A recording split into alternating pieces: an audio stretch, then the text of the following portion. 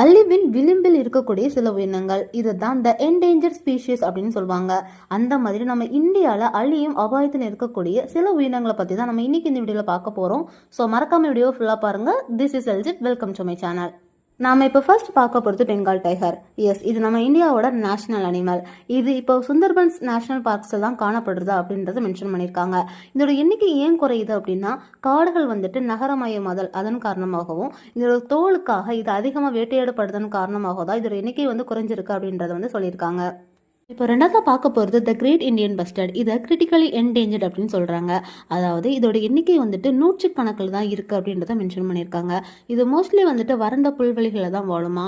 ஆனால் இப்போ புல்வெளிகளை எல்லாமே வீடு கட்டி ஒரு நகரமாக மாற்றினதுனால இதோட எண்ணிக்கை குறையுது அப்படின்றது மட்டும் சொல்லியிருக்காங்க. அண்ட் இது மட்டும் இல்லாமல் இது நிறையவே வேட்டையாடப்படுது அப்படின்றத மென்ஷன் பண்ணியிருக்காங்க.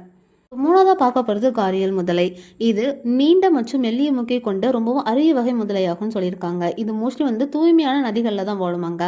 ஆனால் நதி மாசுபாடு மற்றும் மணல் திருட்டு காரணமாக இதோட எண்ணிக்கை ரொம்பவும் கணிசமாக குறைஞ்சு இதுவும் இப்போ நூற்றுக்கணக்கான எண்ணிக்கையில் தான் காணப்படுது அப்படின்றத மென்ஷன் பண்ணியிருக்காங்க. இந்த மாதிரி ரொம்பவும் ரேரான அனிமல்கள் தொடர்ந்து குறைஞ்சு கொண்டே வர்றதுக்கு என்ன காரணம் அப்படின்றத நீங்கள் நினைக்கிறீங்க? மறக்காமல் கமெண்ட் பண்ணிடுங்க. அண்ட் இந்த மாதிரி மோர் இன்ட்ரெஸ்டிங்கான வீடியோஸுக்கு மறக்காம பேஜை ஃபாலோ பண்ணிக்கோங்க.